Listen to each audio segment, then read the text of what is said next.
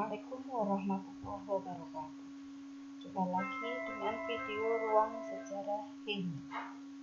Kali ini saya akan memberikan video tentang materi perkembangan iptek dalam era globalisasi. Materi tersebut terdapat dalam pelajaran Sejarah Peminatan kelas 12 IPS, tepatnya di KD 3.2. Video ini akan terbagi menjadi dua part. Ini adalah video yang pertama. Nanti jangan lupa menyaksikan video yang kedua dalam video-video selanjutnya. Sebelum kita masuk ke dalam materi, berikut adalah peta konsep materi ilmu pengetahuan dan teknologi, yakni terbagi menjadi dua submateri, yaitu teknologi luar angkasa dan persenjataan. Yang kedua adalah teknologi komunikasi dan informasi, serta teknologi transportasi, di mana masing-masing teknologi tersebut akan dipelajari juga, yaitu tentang dampak positif dan dampak negatifnya. Ya, teman-teman belajar, mari tetap terus dijaga semangat belajarnya meskipun di masa pandemi COVID seperti saat ini.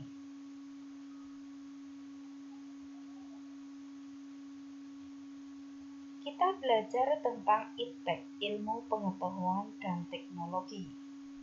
Tentunya tidak boleh terlupakan karena belajar ilmu pengetahuan dan teknologi juga harus belajar tentang sejarah, yakni sejarah tentang lahirnya ilmu pengetahuan dan teknologi pada masa pertama kali dulu. Lahirnya ilmu pengetahuan dan teknologi tidak dapat terlepas dari peristiwa sejarah besar, yaitu peristiwa Perang Dingin. Perang antara dua negara adidaya terbesar di dunia, yakni negara Uni Soviet dan negara Amerika Serikat. Perkembangan teknologi luar angkasa semakin dikenal luas dunia pada masa Perang Dingin. Informasi dan propaganda yang disebarluaskan oleh Uni Soviet maupun Amerika Serikat membuat perbincangan mengenai luar angkasa sangat menarik kita untuk dipelajari. Sebelumnya kita harus tahu terlebih dulu, teknologi luar angkasa adalah teknologi yang digunakan untuk pergi dan mengambil objek dari luar angkasa. Nah, pada waktu itu, karena terjadi peristiwa Perang Dingin, yaitu antara Amerika Serikat dan Uni Soviet, maka lahirnya teknologi luar angkasa juga diawali oleh kedua negara tersebut. Tapi ada beberapa negara lain yang ikut terjun dalam peristiwa penciptaan teknologi luar angkasa, yakni negara Jerman.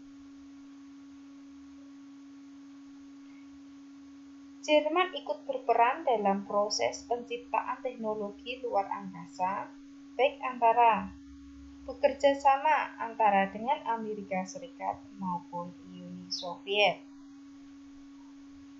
Hingga akhirnya pada tanggal 4 Oktober 1957, Uni Soviet berhasil meluncurkan satelit yang pertama di dunia yang disebut dengan satelit Sputnik 1.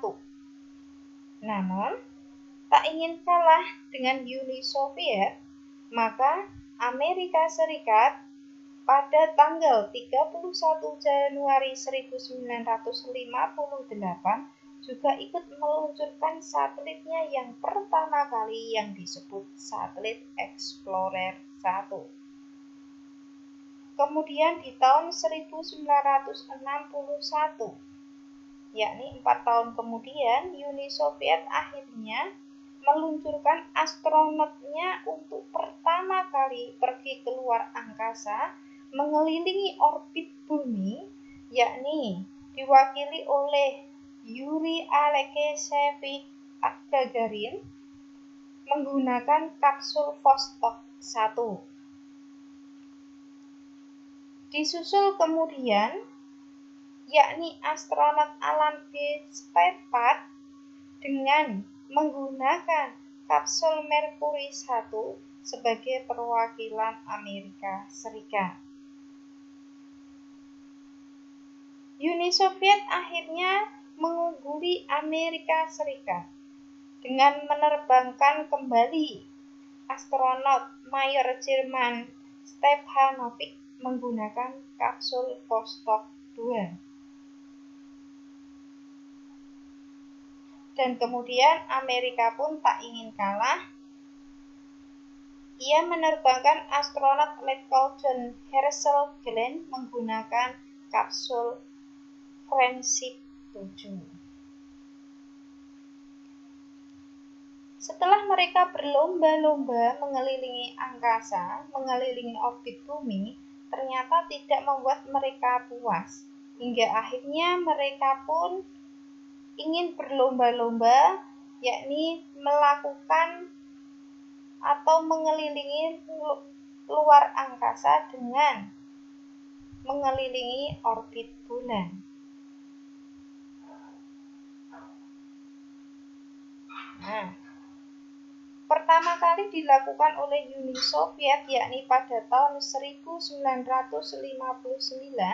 tanggal 14 September. Uni Soviet mengawali dengan mengirimkan satelit tanpa awak yang disebut satelit Lunik 2. Satelit Lunik 2 inilah satelit yang tercatat sebagai satelit yang pertama kali mendarat di bulan. 7 tahun kemudian, Uni Soviet berhasil melakukan pendaratan dengan menggunakan satelit Lunik 9. Dan Amerika pun tak mau kalah, akhirnya menyusul pada tanggal 17 Juli 1969 menggunakan satelit Apollo 11 yang diwakili oleh Neil Armstrong dan Edwin Aldrin.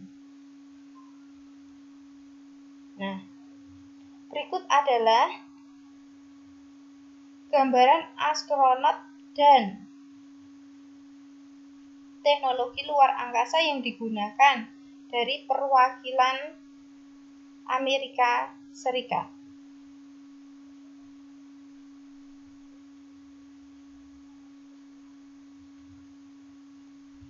Uni Soviet. Dan ini adalah astronot dari Amerika Serikat dengan menggunakan Apollo-nya, Neil Armstrong.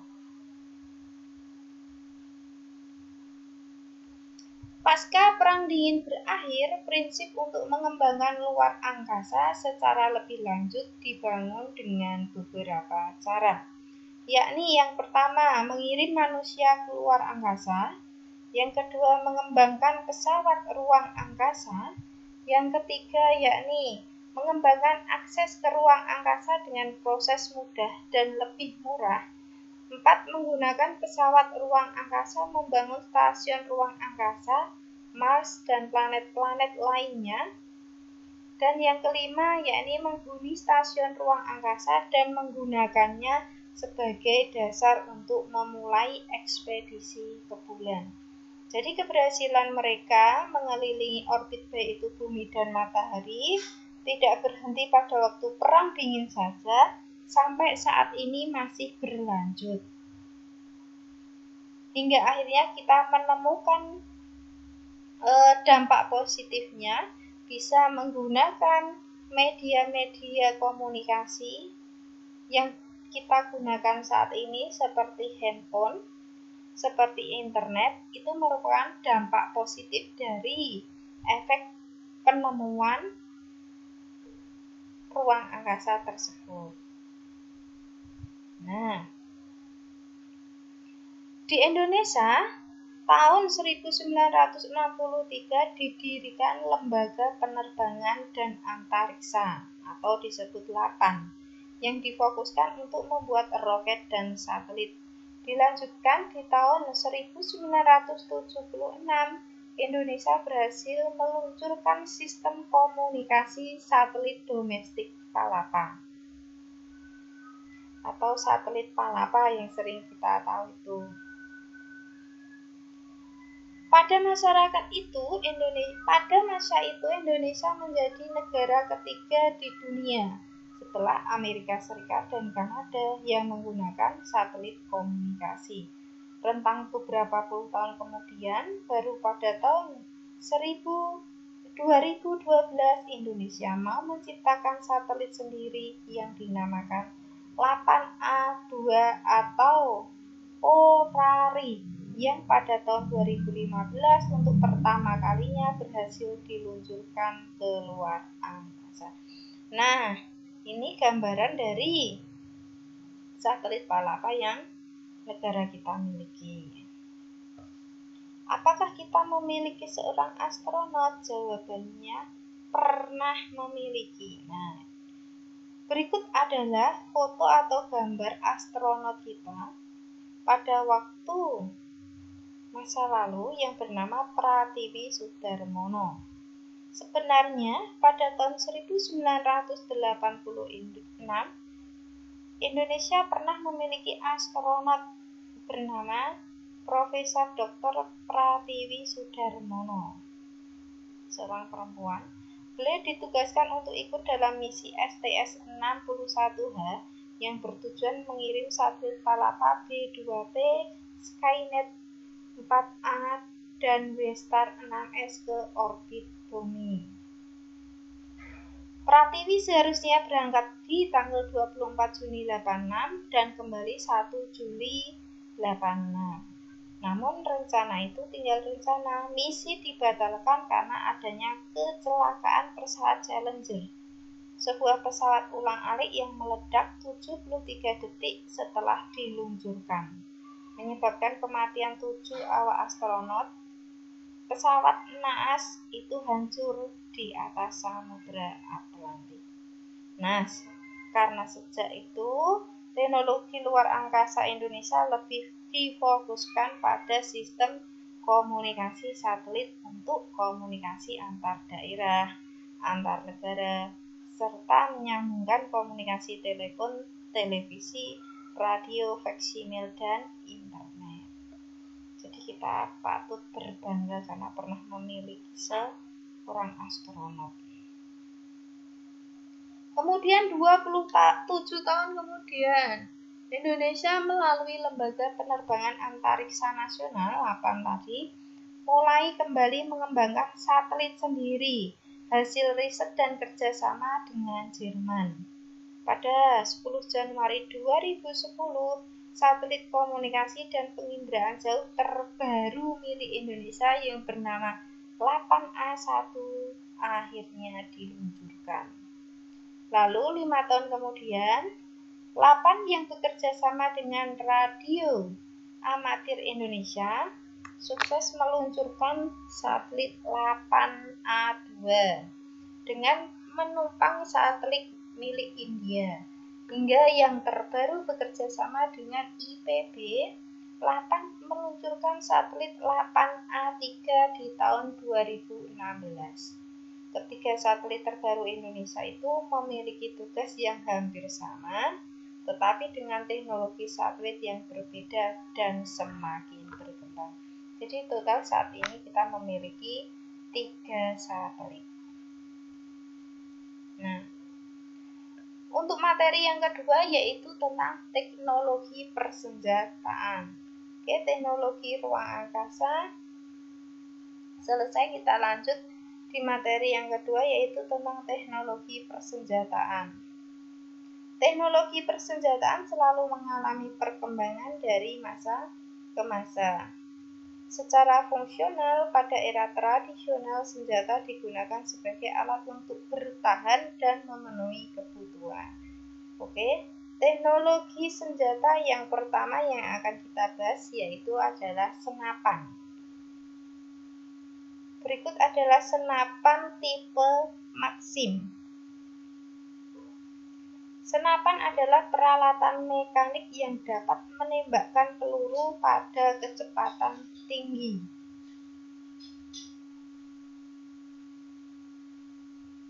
Nah, pada Perang Dunia Pertama ini, Jerman memiliki senapan tipe Maxim. Nah, ini adalah senapan ciptaannya Jerman, senapan tipe Maxim.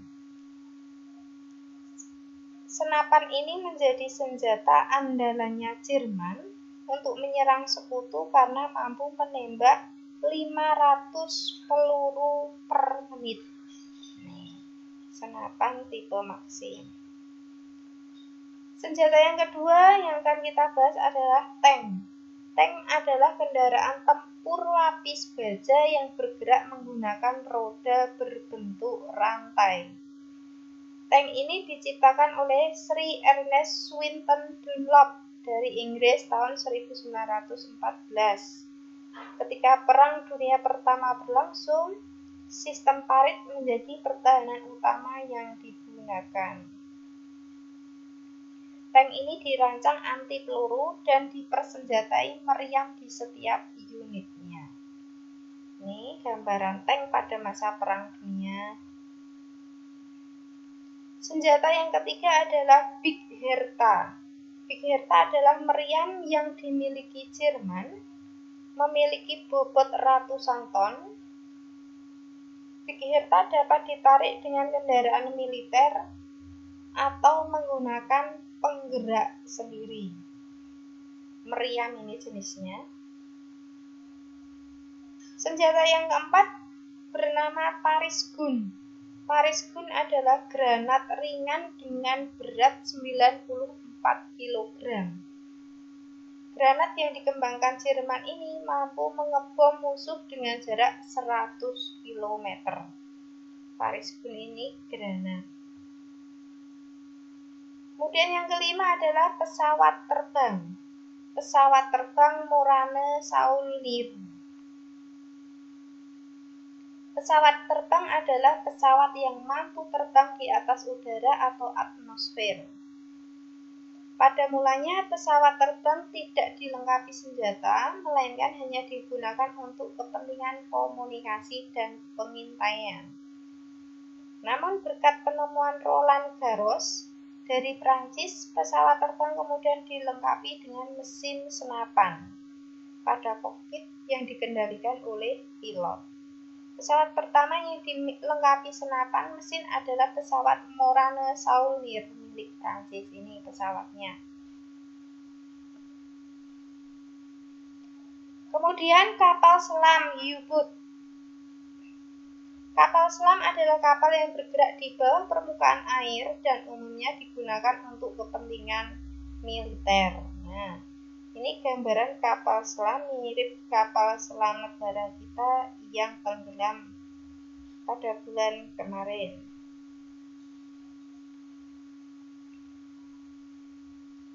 Kemudian senjata kimia. Senjata kimia adalah senjata yang memanfaatkan sifat racun senyawa kimia untuk membunuh, melukai, atau melumpuhkan musuh.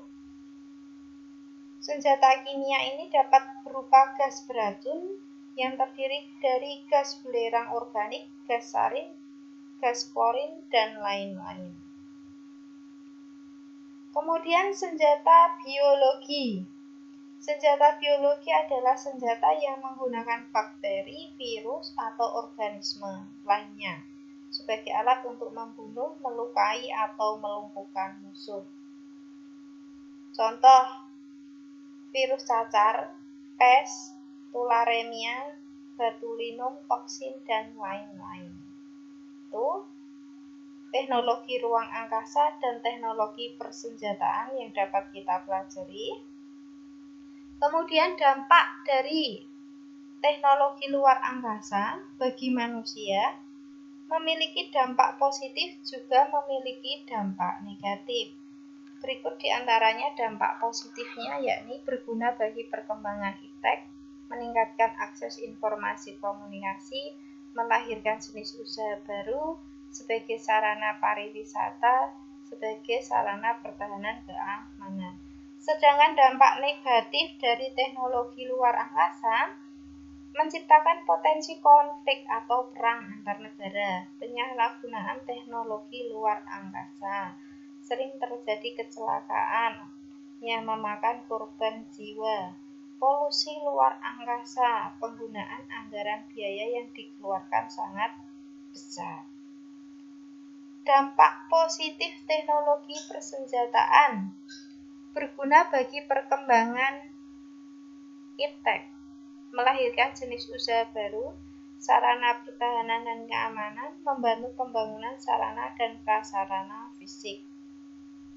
Sedangkan dampak negatifnya menciptakan potensi konflik atau perang antar negara, penyalahgunaan persenjataan sebagai alat perburuan dapat mengancam eksistensi makhluk hidup, serta penggunaan biaya yang dikeluarkan sangat besar sekali. Demikian materi dari part pertama perkembangan iptek dalam era globalisasi. Jangan lupa saksikan video materi di part kedua. Terima kasih atas perhatiannya. Wassalamualaikum warahmatullahi wabarakatuh.